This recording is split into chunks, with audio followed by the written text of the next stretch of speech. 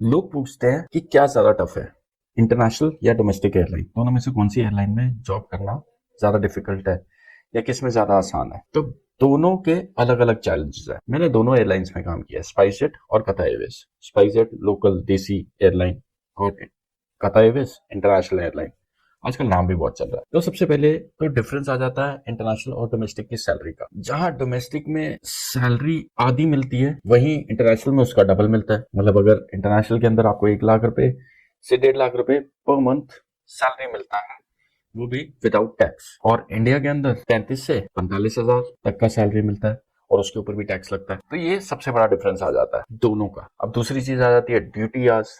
Duty hours की बात करें तो ड्यूटी आवर्स तो लगभग सेम ही होते हैं, बट प्रॉब्लम ये होती है कि जब भी आप फ्लाई करते हैं तो फ्लाइंग का एक रूल है, एक बेसिक रूल होता है कि अगर आप 7 घंटे से ज्यादा फ्लाई कर रहे हैं, 7 आवर्स से ज्यादा एक ही दिन में फ्लाइंग टाइम आपका हो रहा है, मतलब आप हवे में हैं, तो आपको एक पर्टिकुलर जगह पर रुकना पड़ेगा। तो डोमेस्टिक में ये 7 घंटा पूरा करने में जान निकल जाती है, जिसकी वजह से आप सिर्फ टेक ऑफ और लैंडिंग ही करते रह जाते हो और फिर कहीं जाके बीच में रुक जाते हो और फिर अगले दिन फिर से स्टार्ट करते हो। तो इसका एग्जाम्पल ऐसे लेके चलो, मान लो इंडिया के अंदर आप फ्लाई कर रहे हो, तो इंडिया के अंदर ज्यादा लंबी फ्लाइट्स नहीं है, छोटे छोटे डेस्टिनेशन है, 2 घंटा 2.5 घंटा की डेस्टिनेशन है। तो अगर आपने 2 घंटा दो डेस्टिनेशन भी कंप्लीट की, ए से बी डेस्टिनेशन पे गए, बी से सी डेस्टिनेशन पे गए, वहां पर आप रुके और फिर उसके बाद आप नेक्स्ट डे फ्लाई करोगे।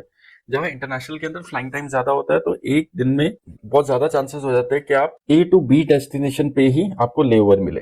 फॉर एग्जाम्पल, अगर आप इंटरनेशनल में हो तो आपकी फ्लाइट्स भी इंटरनेशनल होंगी। तो उस केस में जैसे मैं कतार में था तो मैक्सिमम फ्लाइट कहाँ होती थी, थोड़ा दूर वाले डेस्टिनेशन पे होती, जैसे लंदन हो गया तो 7 आवर्स 8 आवर्स का तो सिर्फ फ्लाइंग फ्लाइंग टाइम ही होता था।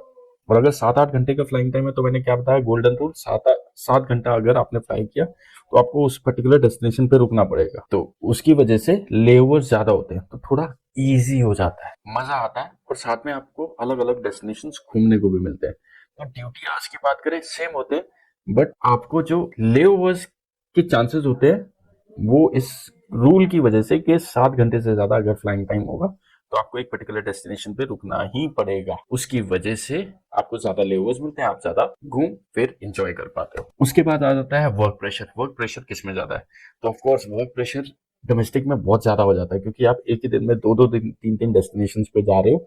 और प्रॉब्लम ये होती है कि एयरलाइन तो काउंट करेगी फ्लाइंग आवर जितनी देर आप हवा में हो, तो ड्यूटी टाइम टाइम भी काउंट होता है, बट फ्लाइंग टाइम की ज्यादा इंपॉर्टेंस होती है।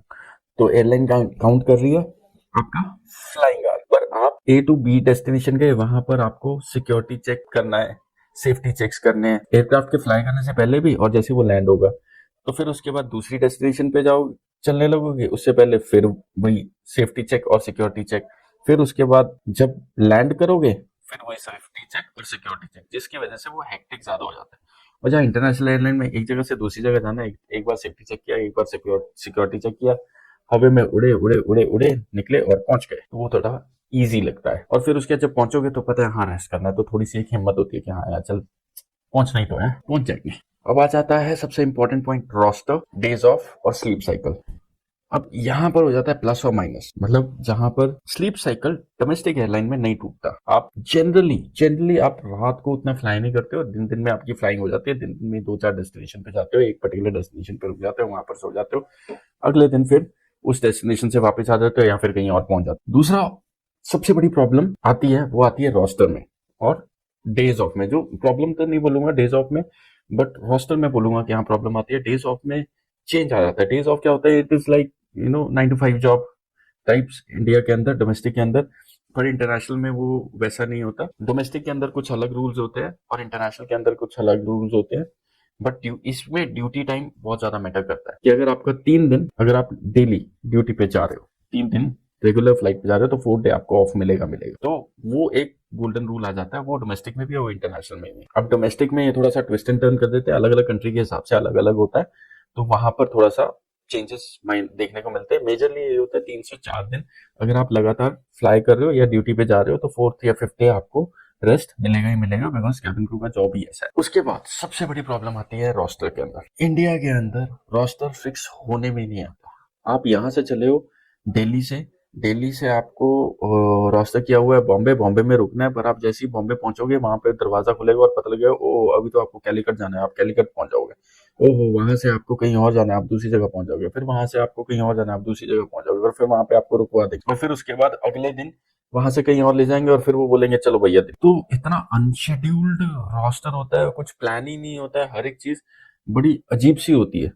ऐसा लग रहा था बस भागे जा रहे, लॉस्ट हो जाता है इंसान डोमेस्टिक के अंदर, जिसकी वजह से डोमेस्टिक एयरलाइन में मेंटल फटीग ना बहुत गंदा और अजीब सा हो जाता है, because everything is unplanned.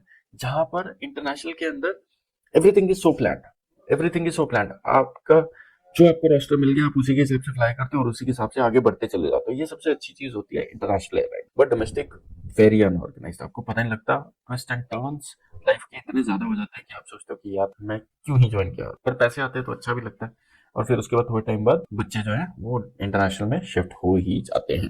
Family personal life zero हो जाती है बॉस, वो तो सबको ही पता है, उसके बारे में बोलने की जरूरत नहीं है। मेंटल हेल्थ, जो वर्क प्रेशर है वो डोमेस्टिक में ज्यादा होता है, बट मेंटल हेल्थ लोनलीनेस अगर मैं बोलूं तो इंटरनेशनल में बहुत ध्यान रखना पड़ता है अपने आप का। मेरे को कितनी बार तो होमसिक हो गया था, ऐसा हो गया था कि मैं बस पड़ा हुआ और मेरे को ऐसे लगा मैं ठीक हूँ, पर मैं रूम में हूँ और मेरा रूम ऐसी है और मैं बीमार हो गया हूँ, और मेरे को ऐसे लग रहा है कि मैं बीमार हूँ। मेरे दोस्त आए, मेरे को लेके गए और मैं ठीक हो गया। तो होम सिकनेस हो जाता है। तो लोनलीनेस वाला फैक्टर इंटरनेशनल में बहुत ज्यादा होता है, क्योंकि अगर आपके दोस्त भी होते हैं तो वो अलग अलग एयरलाइन, मतलब एयरलाइन नहीं, डेस्टिनेशन पे फ्लाई कर रहे होते हैं, जिसकी वजह से आपको उनसे मिलने का मौका नहीं मिलता और वहां पर प्रॉब्लम आ जाती है। आप अकेले अकेले फील करते हो। बाकी तो मजा तो इंटरनेशनल में ही आता है। अब मेरा पर्सनल एक्सपीरियंस, डोमेस्टिक ज्वाइन करें या इंटरनेशनल करें, देखो अगर तो आपकी एज 21 साल से कम है फिर तो आपके पास ऑप्शन नहीं है, आपको डोमेस्टिक ही ज्वाइन करना पड़ेगा। 18 साल +2 डोमेस्टिक ज्वाइन करो, 2-4 साल डोमेस्टिक फ्लाई करो और फिर इंटरनेशनल। अगर आपकी 21 से एज ज्यादा है, आपके पास 7 ईयर्स है, 27 साल की एज तक आप ज्वाइन कर सकते हो एज ए फ्रेशर, तो you go at and try for international. अब ऐसा भी नहीं है कि सीधा आप डोमेस्टिक, मतलब इंटरनेशनल में आपका नहीं हो रहा है तो आप डोमेस्टिक भी नहीं करोगे। अगर आप कैबिन क्रू बनना चाहते हो, if you have interest in this particular field, तो go ahead and do it, और उसमें मैं आपकी हेल्प करने की कोशिश करूंगा। I'm ex cabin crew, तो I help you out. Description में लिंक है, लिंक नहीं है मेल आईडी है, कॉल करो, कॉन्टैक्ट करो, कॉल मत करो, मेल करो, मेल करो, कॉन्टैक्ट करो, जहां तक जितना हो सकता है I help you out, I guide you. तो मिलते हैं अगली वीडियो में, see you, take care, bye bye.